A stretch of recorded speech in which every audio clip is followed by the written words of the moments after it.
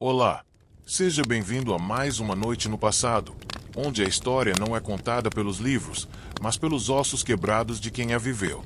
Se você gostar do que fazemos por aqui, considere deixar seu like, se inscrever no canal e dizer nos comentários de onde você está assistindo e que horas são aí. É sempre fascinante ver quem está viajando com a gente através do tempo. Agora, apague as luzes, ajuste o volume. Talvez ligue um ventilador para aquele som suave de fundo e prepare-se. Hoje, vamos acordar no coração da Idade Média. Não como reis ou cavaleiros, mas como camponeses. Gente comum, esquecida e miserável. O cheiro é a primeira coisa que realmente te acorda. Forte, penetrante, impossível de ignorar. Uma mistura de mofo, suor, urina e fumaça de fogueira apagada. Tudo fermentando junto há semanas num espaço sem janelas, sem circulação, sem misericórdia. O cheiro de miséria concentrada. Nem adianta tapar o nariz, porque o fedor está em você, nas suas roupas, na sua pele, no seu cabelo. É o cheiro da sobrevivência medieval, e ninguém escapa dele. Você se senta com dificuldade. Suas costas doem. Seu corpo inteiro reclama. Dormir no chão de terra batida, coberto só com palha velha e infestada, não faz milagres pelo seu alinhamento postural. Mas não há tempo para lamentos. Lá fora, o sol ainda mal nasceu e o dia já começou. Você ouve o barulho dos animais no estábulo, o rangido de uma porta sendo aberta, passos na lama. É o sinal. Hora de levantar e trabalhar. De novo.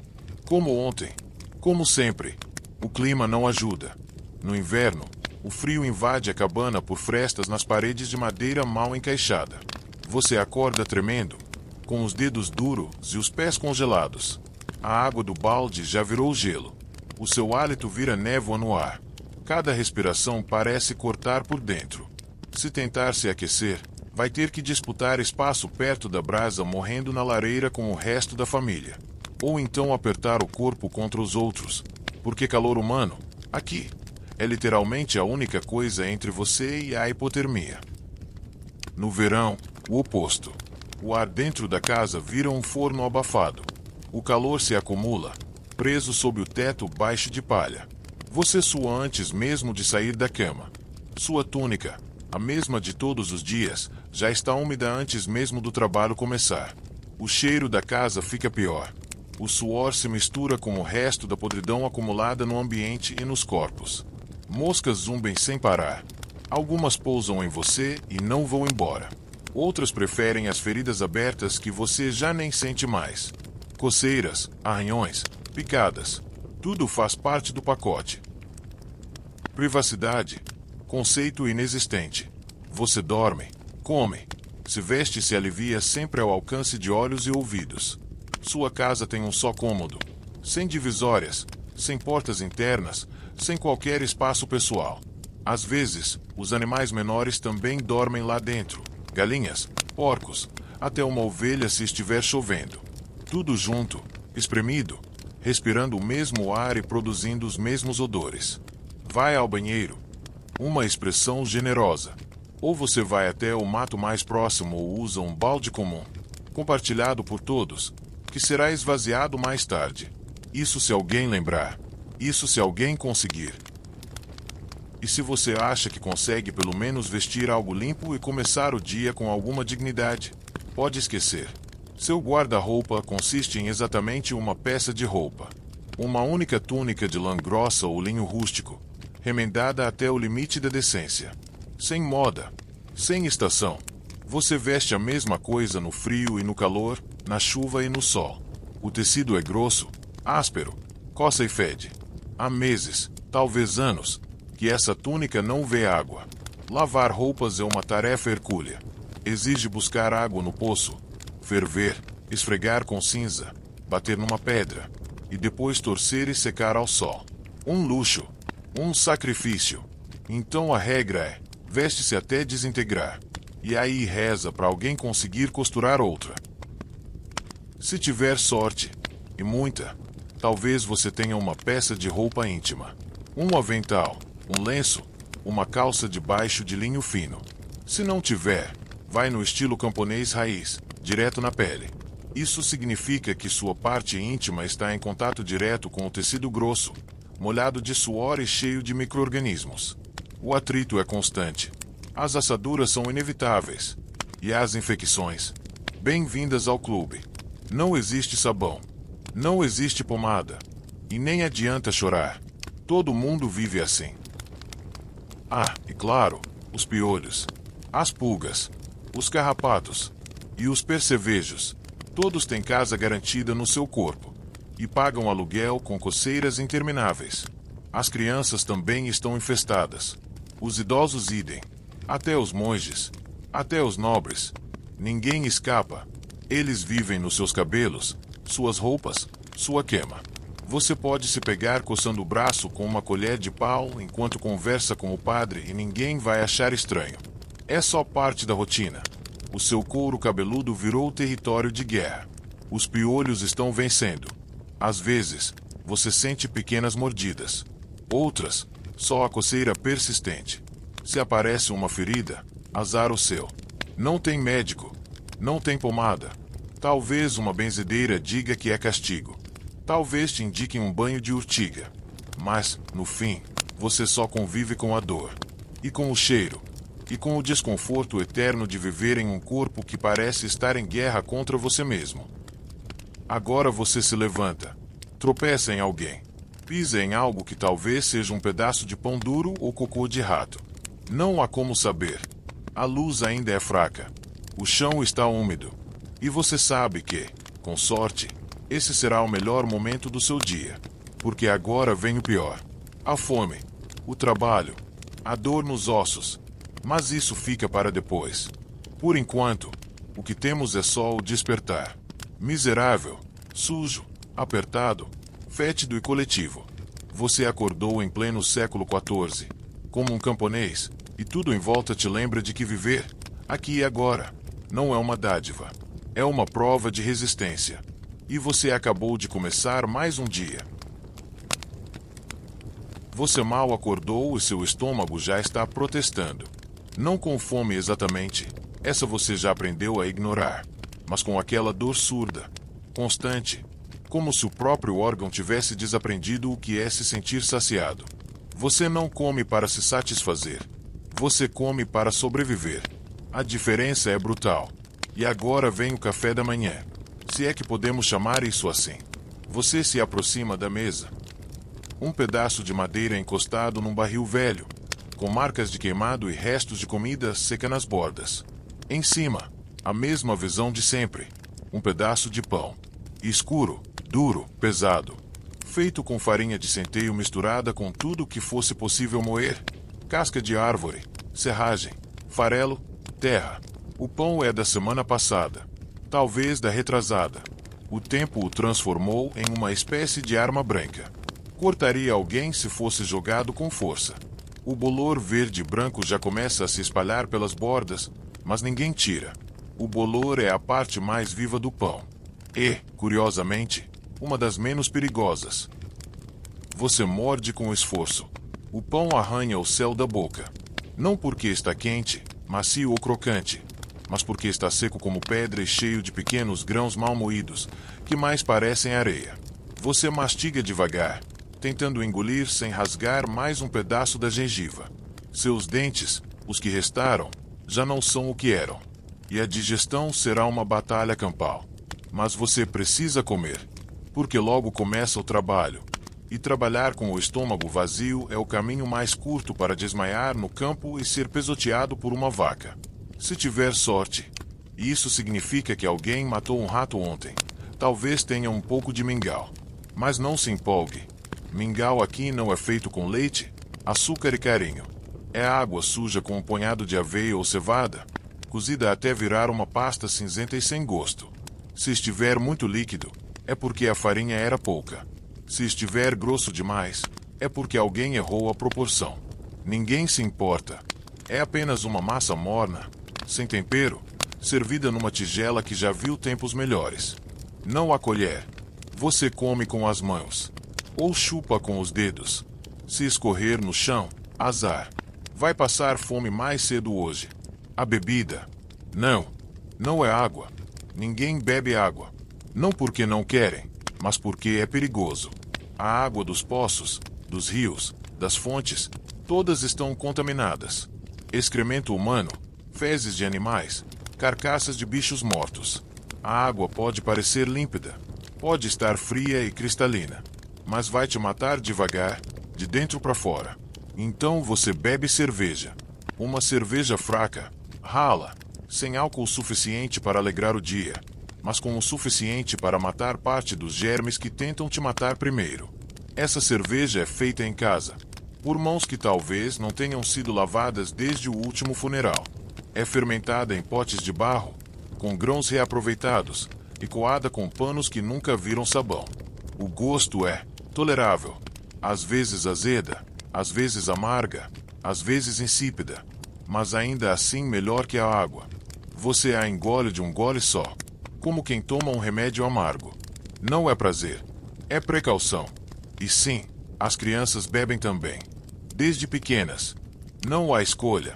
Se beber água, adoecem. Se adoecem, morrem. Então bebem cerveja com a naturalidade de quem bebe leite. O que, aliás, é um luxo. Leite é para os bezerros, não para você. Se alguém te vir bebendo leite de vaca, vai te chamar de ladrão ou herege. Porque o leite tem destino certo: alimentar o animal que um dia será vendido. E você? Você se vira. A alimentação não traz alegria. Não há fartura. Não há escolha. Hoje é pão e mingau. Ontem foi pão e caldo de nabo. Amanhã, com sorte, será pão e mais pão. Não existe variedade. Não existe sobremesa. A refeição é um ritual triste, mecânico, repetido todos os dias, sem cor, sem gosto, sem amor. Comer não é um prazer. É uma punição necessária para não cair morto no meio do serviço. E às vezes, mesmo comendo, você cai. Seu sistema digestivo, coitado, está em estado de alerta constante. Os alimentos são mal lavados, mal cozidos, mal digeridos. A farinha é grossa. A água é duvidosa. O mingau é fermentado demais. O resultado? Diarreia, cólicas, parasitas. Uma guerra intestinal contínua que você já aprendeu a tolerar como parte da vida. Você sente gases, sente dores, sente que algo está errado lá dentro. Mas não há o que fazer. Não há médico. Não há diagnóstico. Há apenas a esperança de que o que estiver crescendo em seu intestino resolva ir embora sozinho. E se resolver, ótimo. Se não, você vai murchar aos poucos. Vai trabalhar até cair. E será enterrado com a mesma roupa que nasceu, envolto em pano de saco, talvez sob a chuva. Mas isso ainda é futuro. Agora, o presente te chama. E o presente é duro, bolorento e cheio de cáries. Falando em dentes, você ainda tem alguns? Sorte sua. A maioria dos adultos camponeses já perdeu metade deles antes dos 30 anos. A higiene bucal é um conceito misterioso. Não há escovas. Não há fio dental. Você passa os dedos, quando lembra, e torce para não encontrar nada mole demais. A dor de dente é uma tortura medieval em si. E o tratamento? Arrancá-lo. Na marrã, com ferramentas que seriam proibidas em qualquer sala de tortura moderna. Você pode ir até o ferreiro. Ele vai olhar o dente inflamado, pegar uma tenaz, mandar você morder um pedaço de couro e puxar. Sem anestesia. Sem preparo. Com um balde por perto, caso você vomite ou desmaie. E mesmo assim, às vezes o dente quebra. Fica um pedaço lá dentro. E você passa o resto da vida sentindo o osso infeccionar. Até a morte ou até cair sozinho. O que vier primeiro. Mas isso, claro, se você tiver acesso ao ferreiro.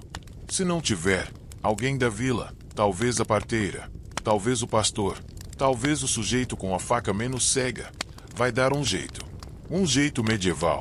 Um jeito que envolve muita dor. Um copo de cerveja fraca e uma boa dose de resignação. Você termina o que restou do pão, lambendo o dedo que usou como colher. Está pronto para o trabalho. A barriga continua vazia. O corpo continua fraco. Mas você está em pé. E isso, nesse mundo, já é uma vitória. Agora respira fundo. Porque o ar da manhã ainda carrega um pouco da brisa da noite, misturado ao cheiro de estrume fresco e fumaça das lareiras. É quase poético. Quase. Mas só quase. O sol mal apareceu e você já está arrependido de ter acordado. Não só porque isso significa mais um dia miserável de existência, mas porque agora vem um dos rituais mais cruéis do seu cotidiano: vestir-se. Um verbo que, aqui, é mais próximo de se punir. Você tem uma roupa singular, uma única peça que te acompanha desde sabe-se lá quando. Um traje tão velho quanto seus traumas, feito com tecidos grosseiros, pesados, e costurado com uma técnica que beira o insulto.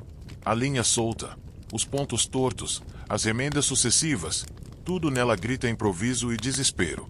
A sensação ao vesti-la é parecida com tentar entrar numa armadura feita de lixa de parede.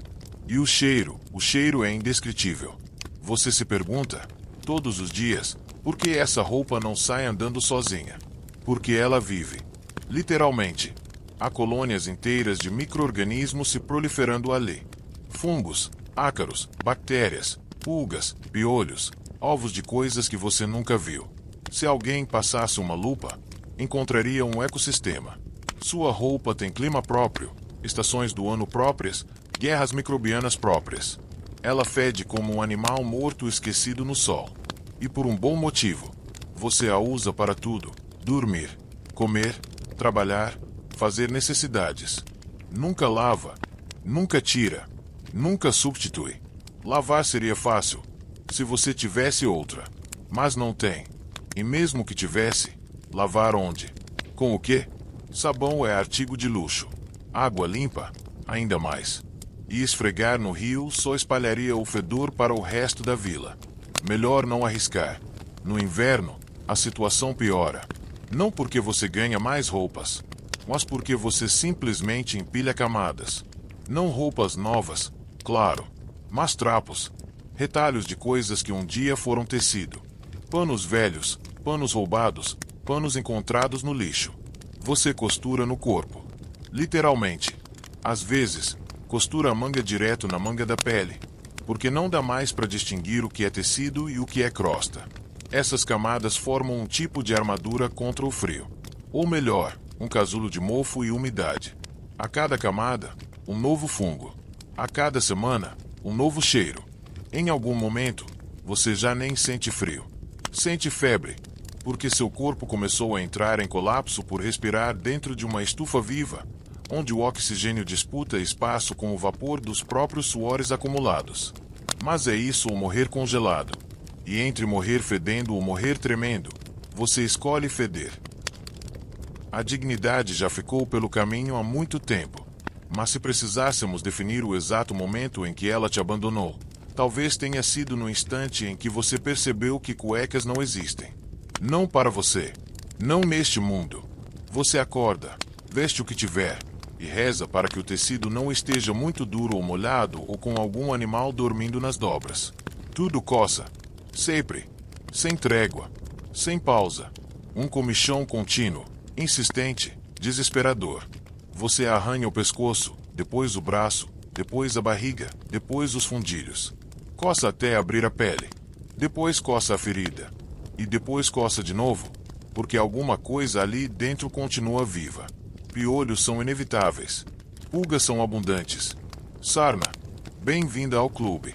Cada um deles com sua própria agenda de destruição. Você já se acostumou com a movimentação constante dos bichos no couro cabeludo. Sente eles se deslocando entre os fios de cabelo. Às vezes até ouve um estalo quando esmaga um entre as unhas. Isso, claro, quando tem unhas. Porque muitas vezes elas quebram ou apodrecem por falta de nutrientes ou por estarem infectadas com alguma coisa que você não sabe o nome. Uma simples coceira pode se transformar em ferida aberta, que vira crosta, que vira infecção, que vira febre, que vira morte. As tentativas de higiene são, bem, simbólicas. Uma vez por semana, talvez, você entra num riacho. Tira a roupa? Claro que não. Você entra com tudo. A roupa serve como esponja, como filtro, como cortina. A água leva embora parte do barro e talvez afogue algumas pulgas. Mas só isso. O cheiro volta em menos de 1 hora. Porque a roupa seca no corpo. E seca mal. Fica úmida, pesada, fermentando contra a pele. Alguns tentam passar cinza de lareira no corpo. Dizem que mata piolho. Outros esfregam folhas, argila, urina, qualquer coisa que possa, com sorte, ser menos nojenta do que o que está grudado em você. Mas nada funciona por muito tempo. Você sempre volta ao ponto de partida, suado, sujo, fedido e coçando. A higiene bucal é uma piada trágica. Escovas de dente, nunca ouviu falar. Pasta, um conceito tão alienígena quanto o banho quente. O que você tem é um pedaço de pau que usa às vezes para raspar a língua. E só. A comida estraga os dentes com o tempo. O pão duro, a farinha suja, a água azeda, tudo contribui. O resultado, dentes podres, pretos, quebrados, soltos, faltando. Você sente a dor latejando na gengiva. Às vezes acorda com gosto de sangue na boca. Às vezes mastiga e sente um pedaço do dente se soltando. Vai engolido junto com o mingau, e tudo bem. Melhor do que tentar arrancá-lo. O hálito, letal. Um bafo de morte que poderia desmaiar uma vaca. Mas ninguém nota, porque todos estão iguais. É uma espécie de acordo silencioso. Ninguém comenta o fedor do outro, porque sabe que está na mesma situação. E tudo isso afeta seu corpo inteiro. Sua pele está coberta de marcas, feridas, picadas, arranhões. A coceira constante deixou trilhas. Algumas cicatrizam, outras inflamam. Você não vê seu corpo limpo há anos. Nem lembra da cor original da sua pele. Por baixo da sujeira, talvez você ainda tenha uma tonalidade humana. Mas é difícil dizer com certeza. Seu reflexo na água do poço só mostra um vulto disforme, com cabelos grudados e olhos cansados. O cabelo é outro campo de batalha. Oleoso, cheio de ovos de piolho, duro nas pontas, grudado na raiz. Você tenta cortar às vezes, com uma faca cega, mas sempre se machuca. E, de qualquer forma, cortar para quê? Vai crescer sujo de novo. Vai continuar coçando. Vai continuar com aquele cheiro ácido que mistura suor antigo, mofo e ranço. As unhas crescem tortas, sujas, cheias de terra. Você as rói quando está nervoso. Mas elas também fedem, porque por baixo delas mora o acúmulo de tudo que você tocou.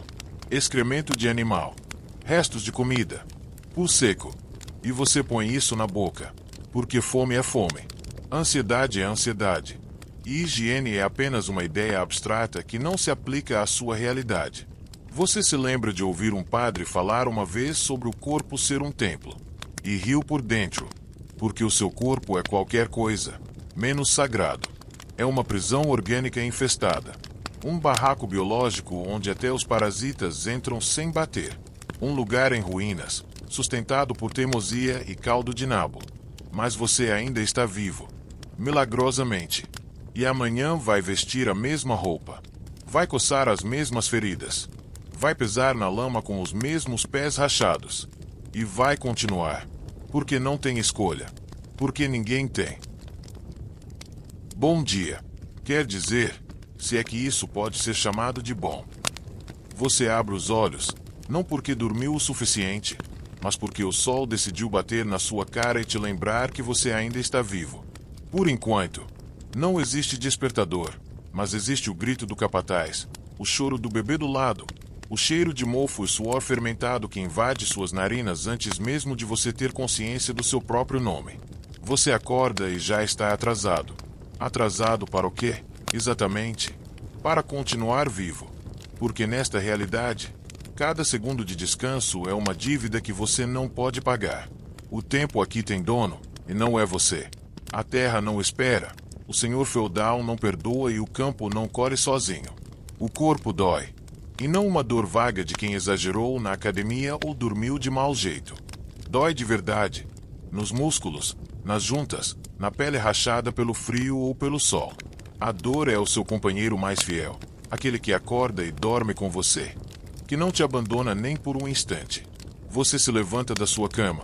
Uma tábua, talvez um monte de palha e pulgas. E já começa o teatro do esforço. Ninguém pergunta se você está bem. Ninguém quer saber. Estar bem é um luxo para santos, reis e fantasmas. Você está vivo, e isso é o suficiente. A jornada começa antes mesmo de o céu clarear, e vai até ele escurecer de novo. Isso, claro, se o trabalho do dia terminar antes disso. Não existe pausa, intervalo, feriado ou qualquer ideia remota de descanso. O domingo, por exemplo, é reservado para a alma. O corpo continua de serviço, seja nos campos, na manutenção das ferramentas ou nos preparativos para a próxima rodada de sofrimento. Não há folga remunerada.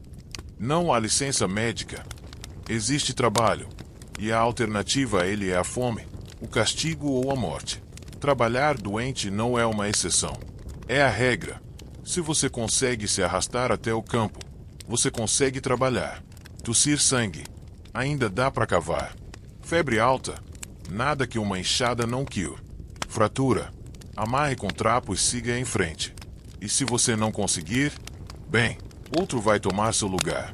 Rápido, porque aqui você é substituível, como uma ferramenta quebrada ou um animal que já não puxa mais o arado com a mesma força.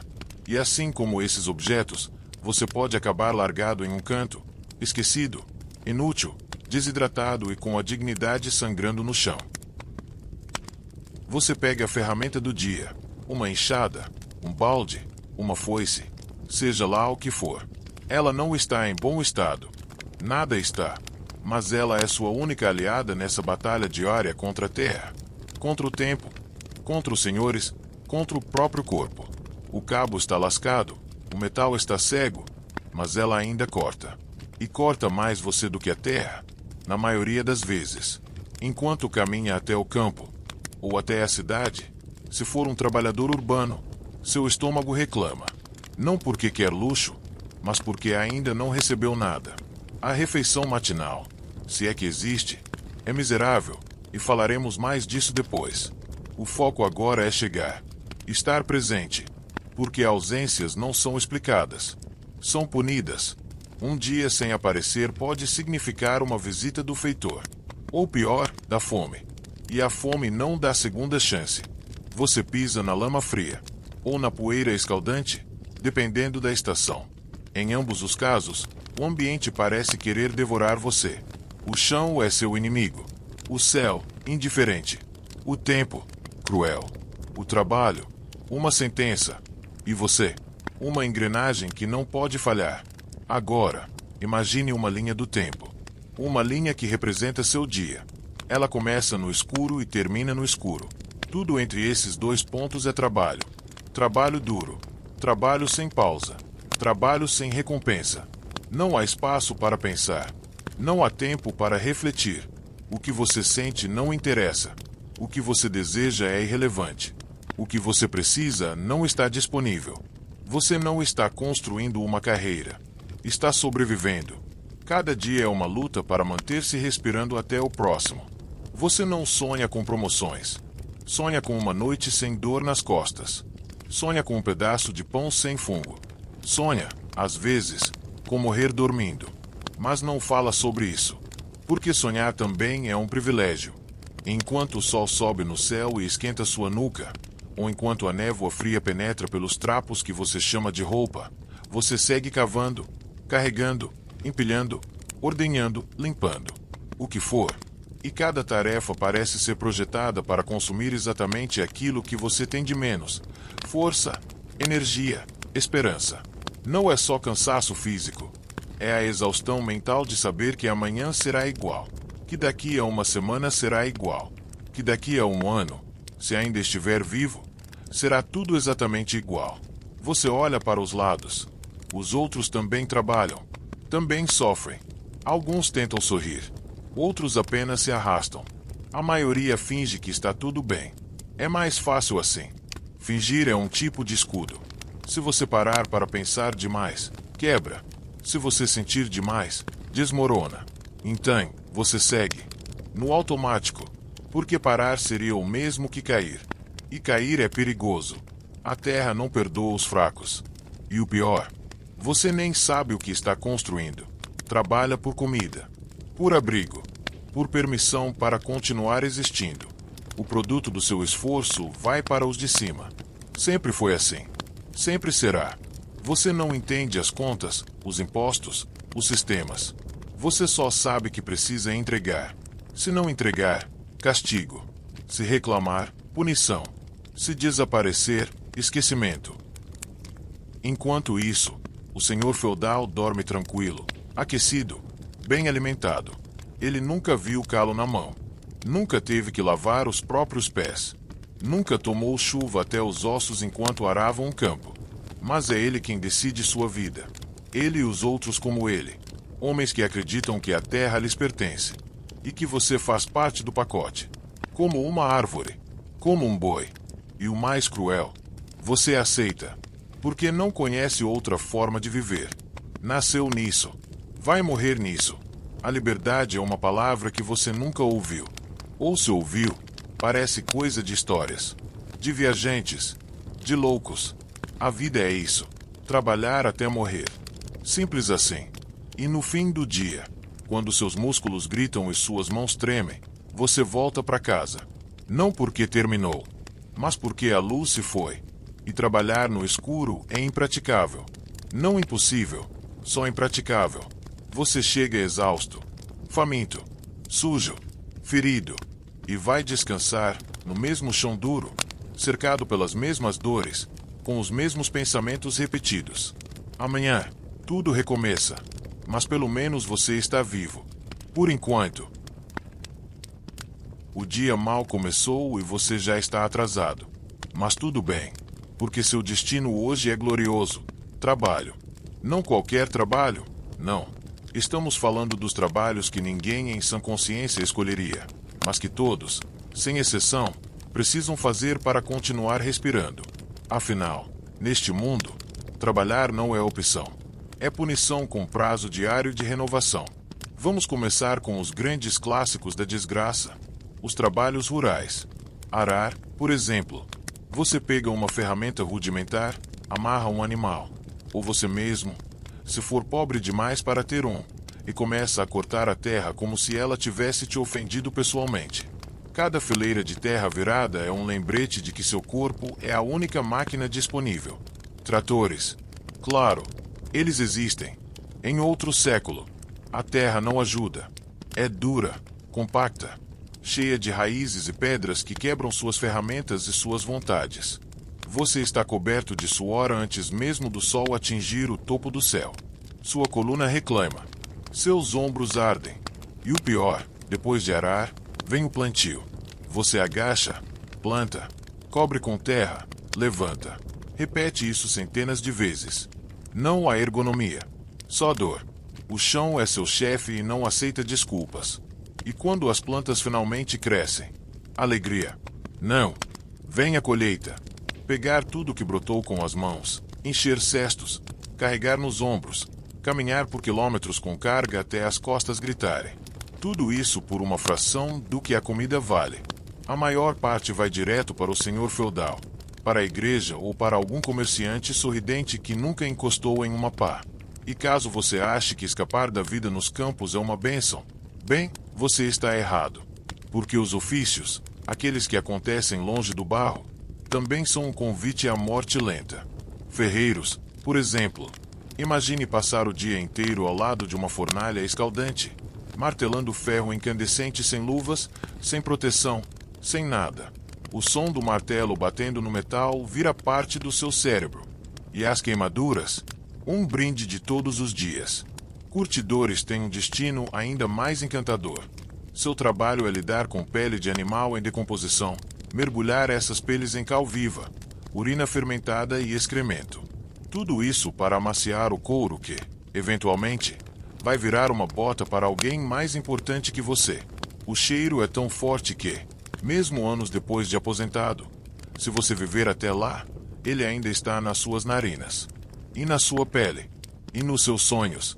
Padeiros. Parece mais tranquilo, né? Acordar cedo. Fazer pão. Cheiro agradável. Só que não. Acordar antes do sol. Trabalhar em fornos que parecem portas para o inferno. Carregar sacos pesados de farinha. respirar poeira o dia inteiro e queimar os braços repetidamente. Isso se o moinho não falhar e deixar todo mundo sem farinha. Aí é culpa sua, mesmo que o moinho tenha séculos de idade e mais cupim do que madeira. Agora, vamos às cidades. As cidades. Centros de progresso, cultura, caos total. Se você trabalha na cidade, você está em contato direto com o pior que a humanidade tem a oferecer: aglomeração, sujeira, doenças, lixo acumulado, e um fedor que mistura urina, suor, fezes, sangue e peixe podre. Parabéns! Você está num mercado medieval. Esperemos que seu nariz sobreviva. Na cidade, os empregos urbanos são tudo menos seguros.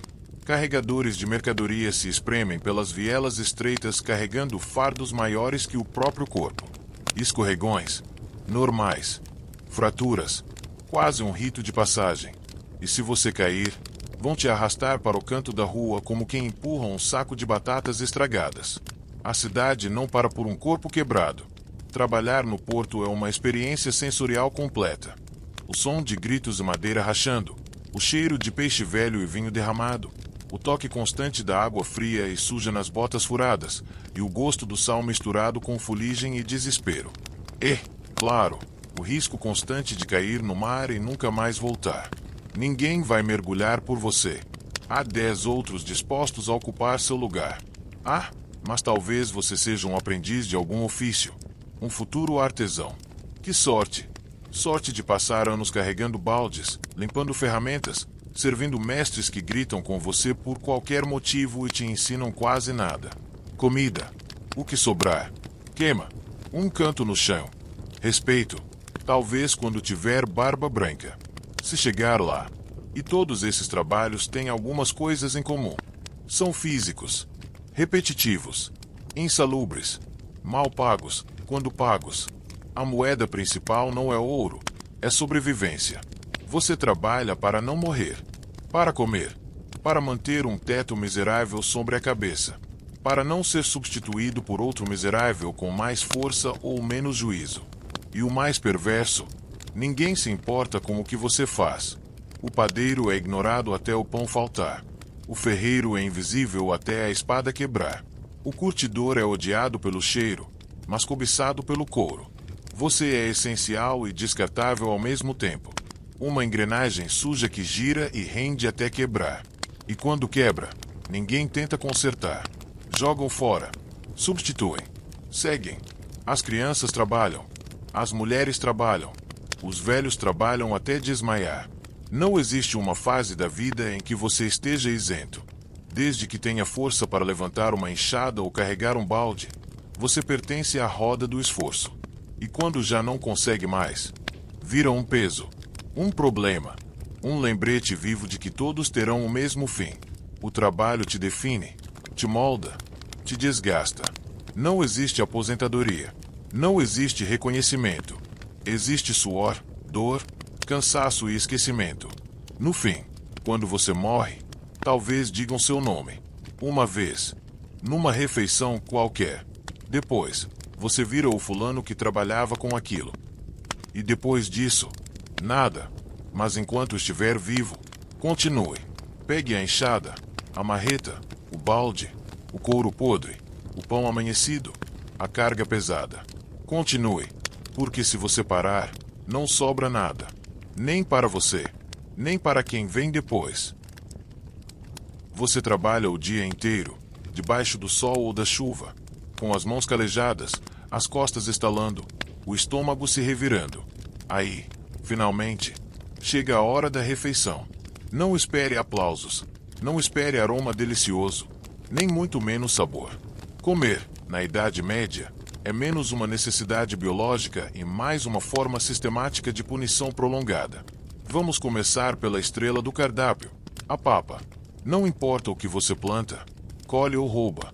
No final do dia, o que tem no prato é uma massa morna, cinza e desmoralizante feita de cereais baratos, cozidos com uma quantidade aleatória de água e quase nenhum tempero. É um mingau triste. Se você der sorte, vem com um fiapo de gordura.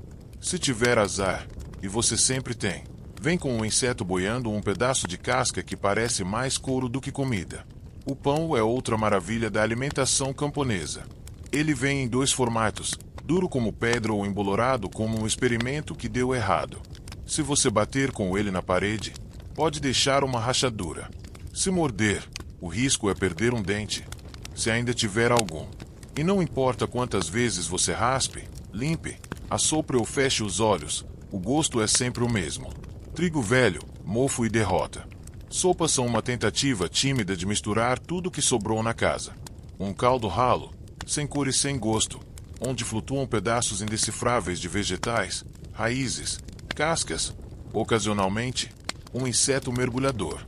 E não é opcional. Você bebe aquilo porque é o que tem. A colher até treme ao chegar perto da boca, não pelo frio, mas pelo trauma que vem com cada gole. A carne.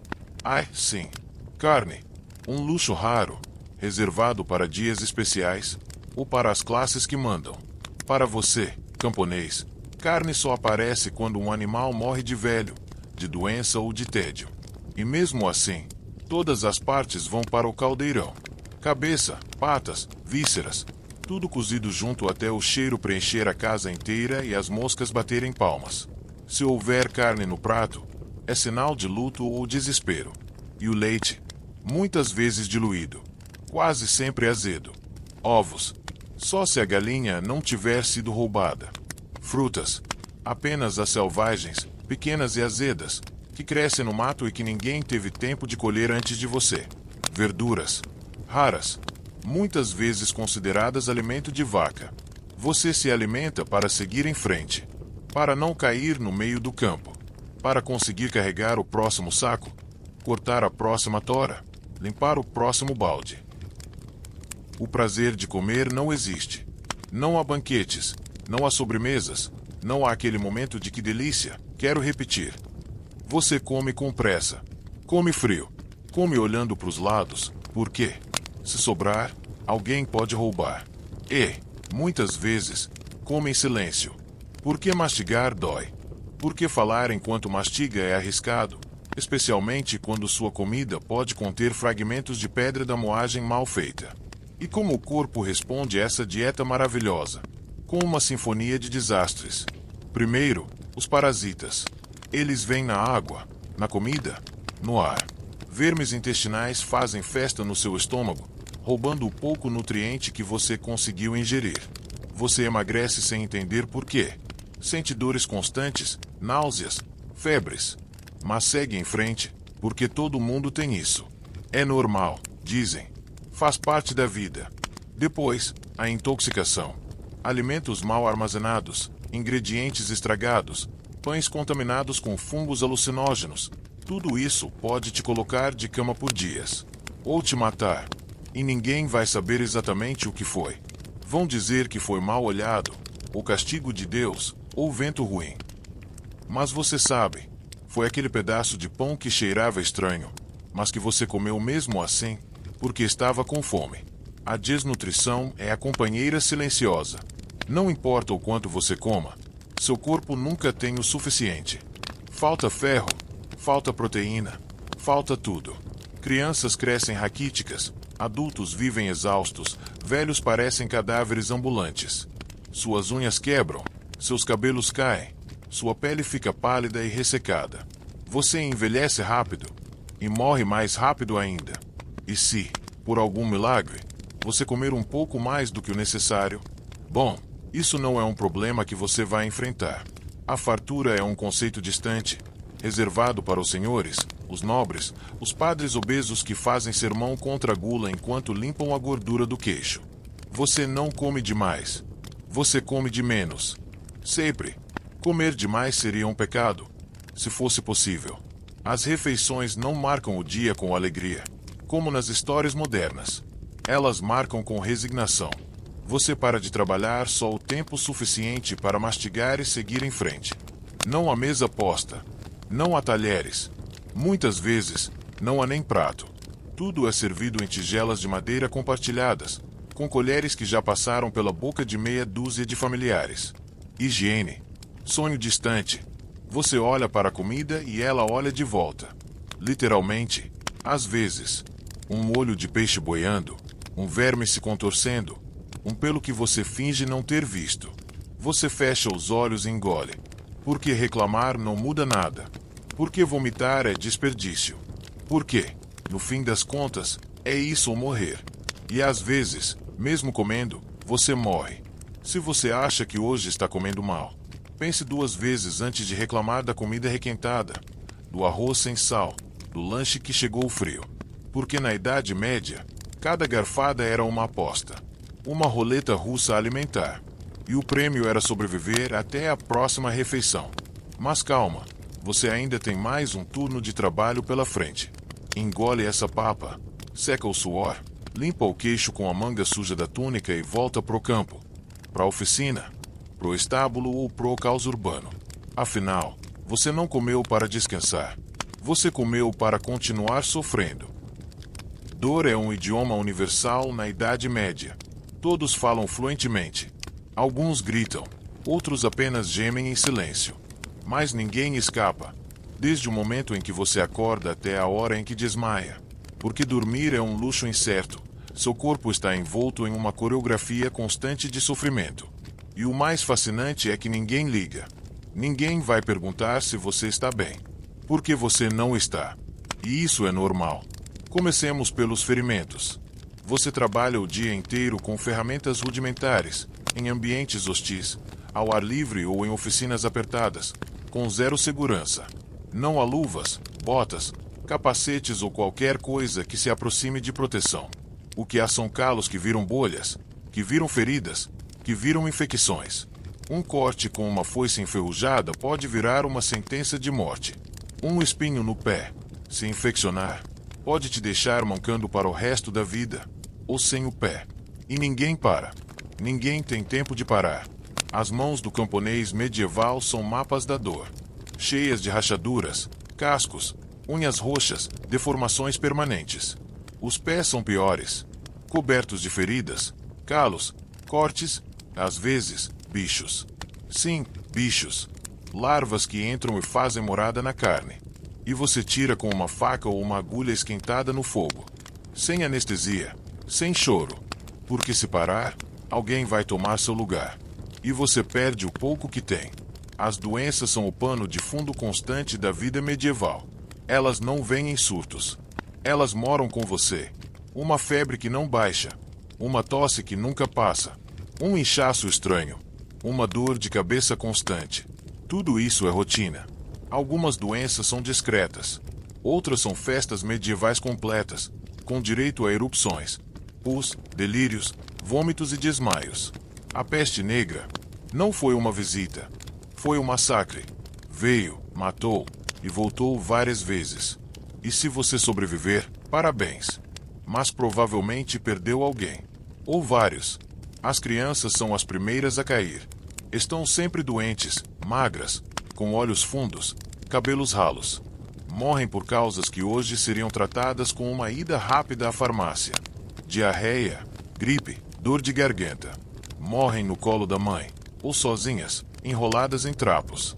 E quando uma criança morre, há tristeza, sim, mas não surpresa. Porque é esperado. Porque a infância medieval é curta, miserável e brutal. E se você pensa que alguém vai te ajudar quando estiver doente, bom, talvez alguém reze por você. E só. Médicos são figuras raras, caras, muitas vezes inúteis. Seu conhecimento é limitado, baseado em superstições e humorosidade. Aquela teoria de que seu corpo tem 4 humores que precisam estar em equilíbrio, e o jeito de curar você é drenando sangue ou fazendo você vomitar até sair a alma. Ou então aplicando pomadas feitas de esterco e ervas místicas. Sim, literalmente fezes. O tratamento padrão é rezar, e esperar, e se preparar para morrer. Hospitais existem, mas não como você imagina. São locais para pobres moribundos, operados por monges, onde as camas são buracos no chão e o cheiro é uma mistura de suor, morte e velas. Não se vai para se curar. Vai para esperar. E, muitas vezes, infectar outros no processo. E, enquanto você lida com tudo isso, o mundo ao redor continua girando. O campo precisa ser arado. O pão precisa ser assado. O senhor feudal precisa ser agradado. Então você levanta, com febre, com a ferida aberta, com a barriga doendo, e vai. Porque não tem escolha. Porque sua dor não é exceção, é regra. As mulheres, claro, têm um inferno extra para enfrentar. Elas trabalham tanto quanto os homens, ou mais. Cuidam da casa, dos filhos, dos animais, da horta, da cozinha, e ainda vão para o campo se precisar. E fazem tudo isso menstruando sem absorventes, parindo sem parteiras, e muitas vezes morrendo no parto. Porque sangrar até a morte enquanto grita de dor é uma forma de encerrar o expediente. E se não morrerem no parto, talvez morram depois. Infecções pós-parto são comuns. Sem higiene, sem conhecimento, sem recursos. Só dor, febre e silêncio. A mulher medieval morre várias vezes ao longo da vida. Quando se casa sem querer. Quando perde um filho. Quando é estuprada e ninguém se importa. Quando apanha do marido. Quando é chamada de bruxa por tentar usar ervas para aliviar uma dor. E quando, finalmente, morre de verdade, é só mais uma cruz no campo. As crianças, se sobreviverem, começam a trabalhar cedo. Com 5, 6 anos, já carregam água, pastoreiam animais, ajudam na colheita. Não têm brinquedos, não têm tempo, não têm infância. Crescem olhando o mundo como ele é, cruel, frio e indiferente. E aprendem desde cedo que chorar não resolve, que reclamar não adianta, que quem cai, fica para trás. E você? Você é uma peça, uma engrenagem, um corpo que trabalha. Quando quebra, é descartado. Há sempre outro esperando para assumir seu lugar. Porque ninguém é insubstituível. Porque você não importa. Sua dor não é notícia. Sua morte é só mais uma. No máximo, uma oração. Talvez um enterro raso. E, no dia seguinte, a vida continua. Esse é o mundo em que você vive. Um mundo onde a dor é garantida e o alívio é raro. Onde a esperança é mais superstição do que sentimento. E onde sobreviver não é vencer, é apenas continuar perdendo. A fome não espera. Não marca a hora. Não envia bilhete. Não pede licença. Ela chega. Senta à mesa vazia e encara todos de frente. Como uma visita faminta que exige ser alimentada com o que você não tem. Na vida medieval, a fome era mais certa do que a colheita. Mais constante do que o sol. E mais fiel do que qualquer senhor feudal. Imagine acordar com o estômago se contorcendo, não por ter jantado algo pesado, mas por não ter jantado nada. Nem ontem, nem anteontem, só um pouco de água suja, com sorte, um pedaço de pão endurecido que poderia ser facilmente confundido com uma pedra decorativa. Isso quando o pão existia. Em tempos ruins, ou seja, praticamente todos, o pão era um luxo que durava pouco e embolorava rápido. E se não embolorava, era comido por ratos, que às vezes também viravam comida. Um ciclo encantador, realmente. As colheitas, quando vinham, eram um espetáculo de esperança frustrada. Um céu que chovia demais, e tudo apodrecia. Um sol que queimava por semanas, e tudo secava. Uma praga no trigo, uma infestação nos grãos, ou simplesmente a decisão de algum nobre de que era hora de cobrar mais impostos em comida. O resultado era o mesmo. Campos vazios, celeiros silenciosos e pessoas mastigando desespero. Os estoques não existiam. Ou melhor, existiam, mas ficavam trancados nos porões de castelos, protegidos por guardas bem alimentados que jamais sentiriam o que era ver o filho murchando nos braços por falta de uma sopa aguada. Para os camponeses, o conceito de estoque era aquele punhado de centeio embolorado escondido no fundo de uma panela rachada. Com sorte, daria para raspar algo dali quando o estômago já estivesse gritando alto o suficiente. O racionamento, então, não era uma decisão estratégica, mas um modo de vida. Um pedaço de raiz para 3 pessoas. Um mingau ralo dividido entre 7. Uma sopa feita com o que sobrou da água do banho da semana passada. Talvez, um inseto corajoso que caiu por acidente e virou proteína. Não se comia para saciar. Comia-se para adiar o colapso. As mães, as mães medievais. Heroínas silenciosas da fome. capazes de triturar cascas de árvore até virarem pó, ferver pedras em água para fingir sabor, mastigar qualquer coisa antes de dar ao filho, na esperança de que o corpo pequeno ao menos esquecesse da dor por alguns minutos. Algumas chegavam a cortar seus próprios pedaços de carne, da dignidade, da esperança, da sanidade, para fingir que ainda havia algo a oferecer. O inverno é o ápice da crueldade. Os ventos gelados não levam só o calor, levam também o pouco que resta de energia. Não há folhas nas árvores, não há coelhos nos campos, não há nada além de silêncio e barrigas gemendo em coro. A fome torna-se uma figura onipresente, sentada em cada canto da casa, observando todos com olhos fundos e braços cruzados. Um membro da família que ninguém queria, mas todos conheciam intimamente. E, como em todo desespero prolongado, surgem os sussurros. Histórias abafadas contadas à beira da fogueira morrendo, quando as crianças já estavam dormindo, ou fingindo que estão. Histórias sobre famílias que desapareceram misteriosamente, sobre corpos que sumiram durante a noite, sobre carne servida sem perguntas, sobre ossos queimados para não deixar rastro. O canibalismo era o último degrau, o fim do poço, a linha que ninguém queria cruzar, mas que, às vezes, parecia menos cruel do que ver o filho morrer à sua frente. E, veja bem, não era uma escolha, era a ausência total delas. Quando a mente se mistura com a fome, e a razão se esfarela como o pão que não existe, qualquer coisa pode parecer alimento. Qualquer gesto pode ser sobrevivência. Qualquer desespero pode virar uma refeição silenciosa, marcada por lágrimas engolidas junto com o que restou. O mais trágico, isso não era a exceção. Era o normal. Era o ciclo. Era esperado. A fome não era um evento esporádico. Era o pano de fundo da vida. As crianças nasciam famintas, cresciam famintas, muitas vezes morriam antes de sequer entender que aquilo não era natural. As rugas vinham cedo, não pelo tempo, mas pela constante tensão de viver sem nunca ter certeza do próximo prato, ou se ele viria. Os nobres, lá em cima, organizavam banquetes. A carne fumegante, o vinho derramando dos cálices, os risos altos entre mordidas gordurosas. Do outro lado da muralha, alguém apertava os olhos para não ver o filho lamber uma pedra como se fosse um doce. Era esse o contraste. Era esse o mundo. Você podia ter trabalhado duro. Podia ter plantado com afinco. Podia ter orado, jejuado, feito promessas aos céus.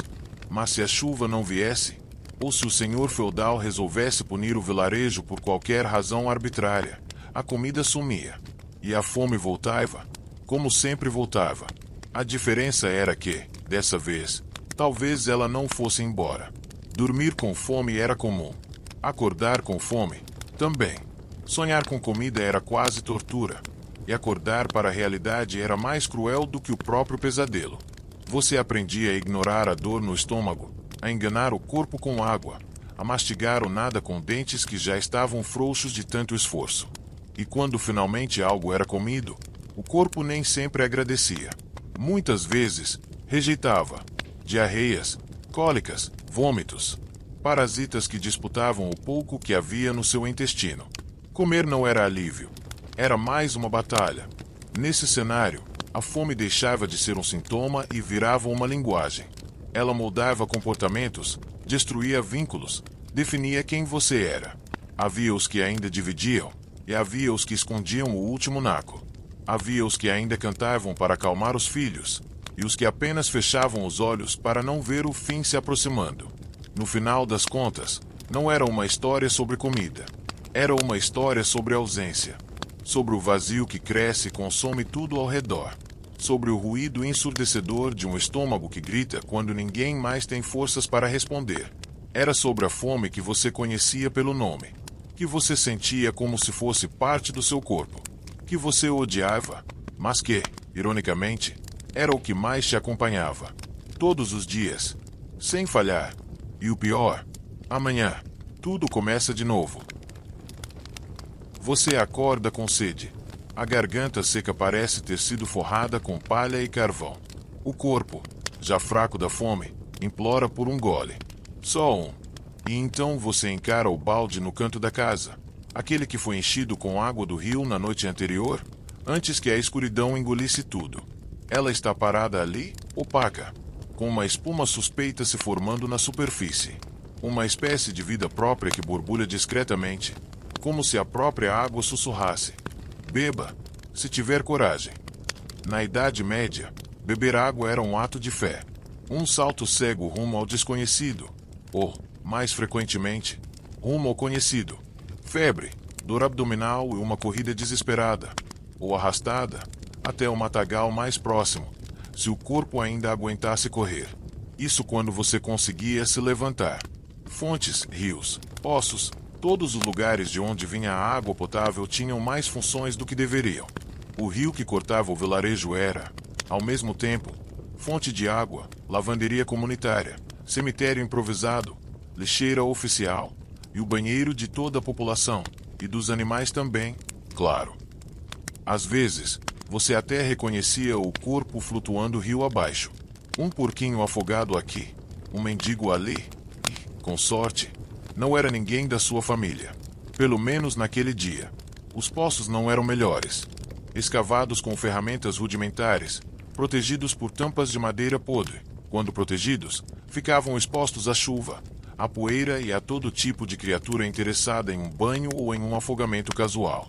Quando alguém caía dentro, o poço era purificado com orações e folhas secas. Sim, você leu certo. Folhas secas. Como se um ramo de alecrim pudesse tirar o cheiro de decomposição do que seria sua próxima refeição líquida.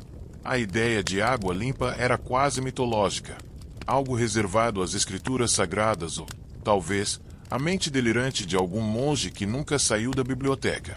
Até mesmo a água benta, aquela usada em batismos e cerimônias, provavelmente já tinha visto mais dedos sujos do que um balde de lama. E ainda assim, o padre a chamava de pura, com a segurança de quem nunca teve que bebê-la. Afinal, o vinho do altar estava sempre garantido, e muito mais seguro. E foi por isso que o povo medieval, em sua infinita sabedoria prática, decidiu confiar em outro líquido: a cerveja fraca. Sim, a cerveja.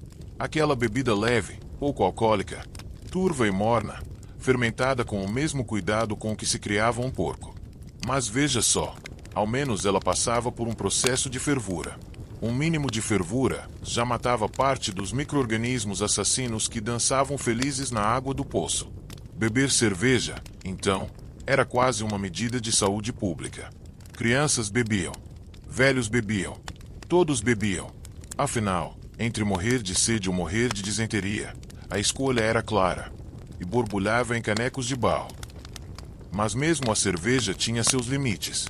Nem todo mundo tinha acesso, nem sempre dava tempo de fermentar, e muitas vezes o que se tomava era apenas uma infusão suspeita de restos fermentados e esperança. E ainda assim, era mais seguro do que qualquer poça de água. As pessoas sabiam. Davam um gole na água com a mesma expressão de quem escreve o próprio testamento. As doenças causadas por água contaminada não eram novidade. Todo mundo conhecia pelo menos 3 pessoas que haviam morrido entre um gole e outro. Cólera, tifo, febres intestinais, nomes que ninguém sabia pronunciar, mas que todo mundo sentia no corpo. Era um ciclo tão comum quanto o nascer do sol. Você bebia, seu estômago inchava, a febre chegava, e então vinham as dores, a diarreia incontrolável, a desidratação e, por fim, o silêncio. Em questão de dias, às vezes horas. Tudo porque você teve a audácia de tentar viver. E o mais absurdo, não havia alternativa. A água era necessária. Não dava para escapar. Era como um veneno sagrado, um fardo divino, uma maldição líquida. Você precisava dela, mas ela não te queria vivo. E o sistema de esgoto? Pergunta você. Ora, que sistema? As ruas das cidades eram uma mistura caótica de lama, fezes, sangue e restos de comida em decomposição. Animais circulavam livremente, morriam onde caíam, e por ali mesmo apodreciam. Não existia rede de esgoto. Existiam buracos improvisados, canais abertos que escoavam lentamente a podridão para os rios, os mesmos rios de onde vinha a água. Era um circuito fechado de desgraça, uma engenharia invertida, cujo objetivo final era garantir que tudo o que fizesse mal estivesse o mais próximo possível daquilo que deveria te manter vivo. Fé era a única purificação possível. Rezar antes de beber, depois de beber, durante a febre. Rezar para que Deus perdoasse seus pecados intestinais.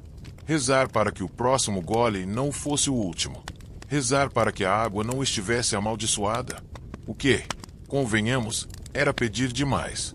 As autoridades, inexistentes, a não ser que fosse para culpar bruxas pela praga ou decretar que um camponês estava em pecado por ter morrido de diarreia. A lógica era clara. Se você morreu, algo você fez de errado.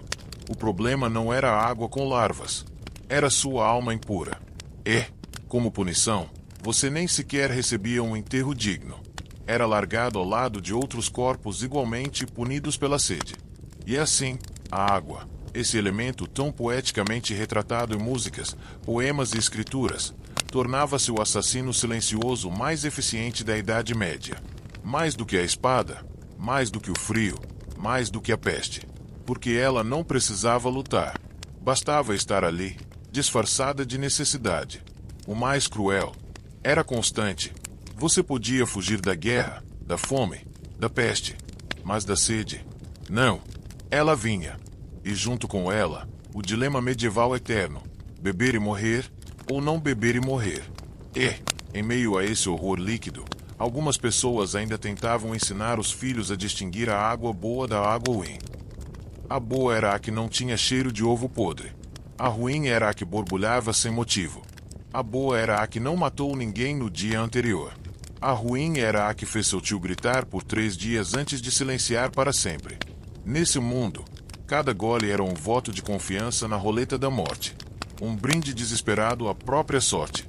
Uma confissão líquida de que, sim, a vida medieval era uma sequência de decisões impossíveis, feitas sob pressão e com o estômago embrulhado. E quando, por milagre, você sobrevivia, bem, aí era só esperar a próxima febre. Em um mundo onde a vida é dor, a água mata, a comida escapa e o trabalho consome até a alma, resta ao povo medieval um último consolo: a fé. Mas não se engane, a fé aqui não é aquela luz no fim do túnel, é o túnel inteiro, escuro, abafado e supervisionado por um padre barrigudo que sabe exatamente quanto ouro você deve para não ir parar no inferno. A igreja, na Idade Média, não era apenas o lugar para rezar. Era tudo.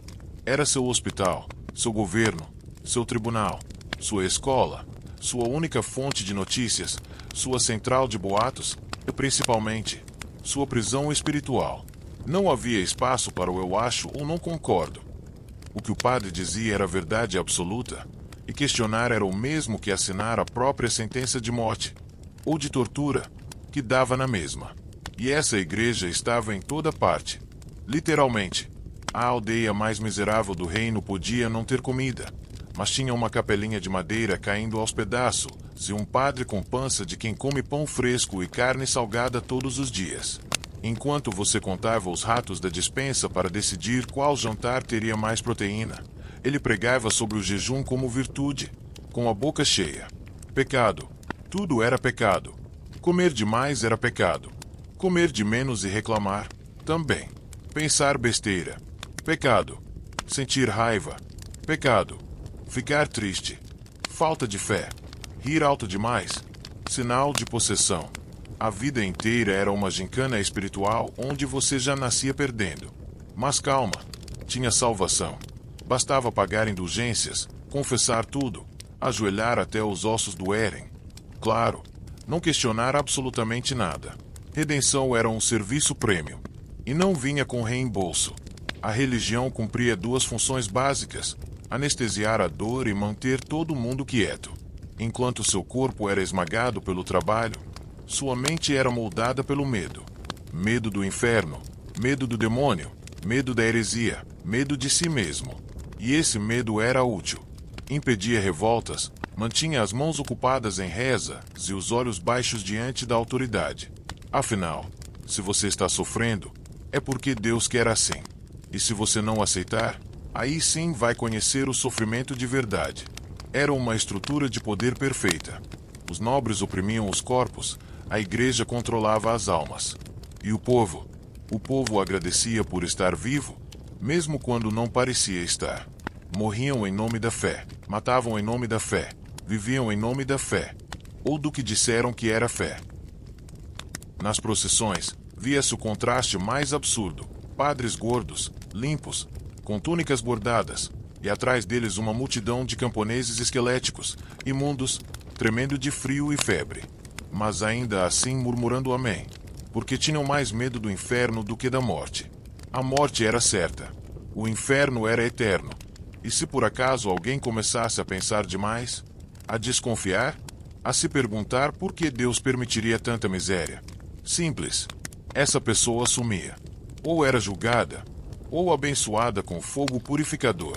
A fogueira, aliás, era uma espécie de serviço de atendimento ao cliente da fé medieval. Reclame demais, e será purificado. A igreja sabia o que fazia. Enquanto vendia promessas de paraíso, garantiu seu próprio reino na terra, com terras, riquezas, castelos e poder de sobra. Era o único lugar onde a palavra escrita fazia diferença, e por isso mesmo, mantinham a maioria analfabeta. Quanto menos você entende, mais acredita. No fim, o sofrimento terreno era vendido como bilhete de entrada para o céu, e o silêncio como prova de fé. E o mais cruel de tudo, funcionava, porque, no fundo, acreditar era melhor do que aceitar que tudo isso, toda essa dor, sujeira, doença e injustiça, era só o normal.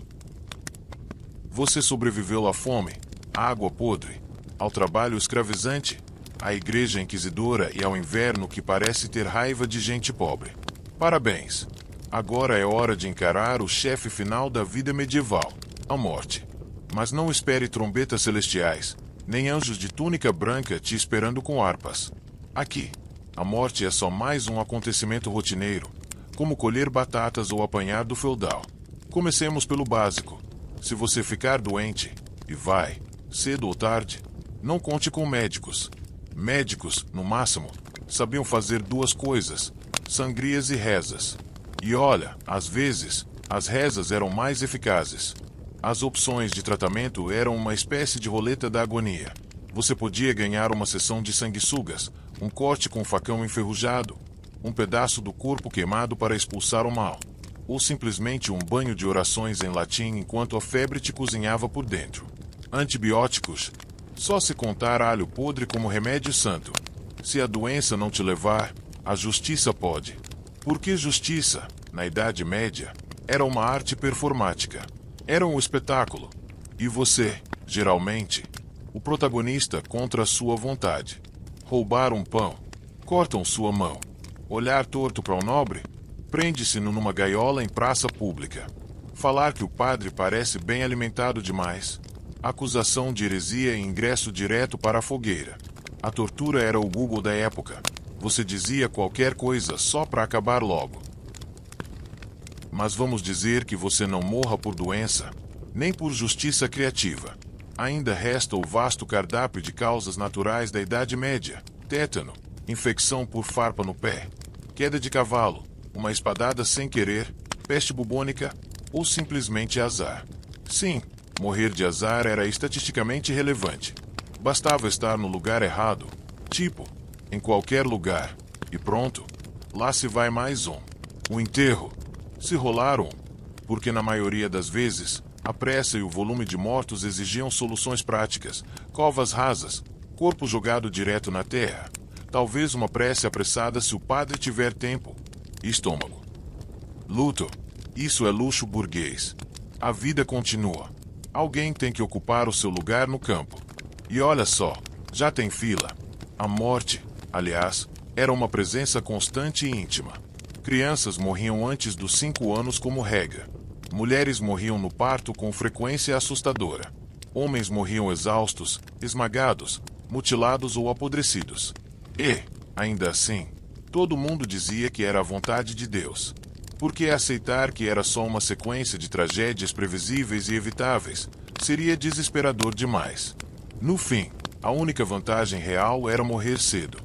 Porque morrer cedo significava menos dores, menos invernos, menos impostos, menos fome, menos pragas. Principalmente, menos chances de ser acusado de algo e acabar pendurado pelos calcanhares. Viver muito tempo, na Idade Média, era quase um castigo. A ironia final: mesmo a morte era classista. Os ricos morriam em camas, entre velas e padres, com testamentos prontos e orações pagas para garantir vaga no paraíso. Você morria no feno, no barro, na estrada ou na cela. Sem confissão, sem conforto, sem esperança. Mas tudo bem. Diziam que no céu tudo se acerta. Afinal, a vida era só um teste. E você? Bem, você reprovou com estilo.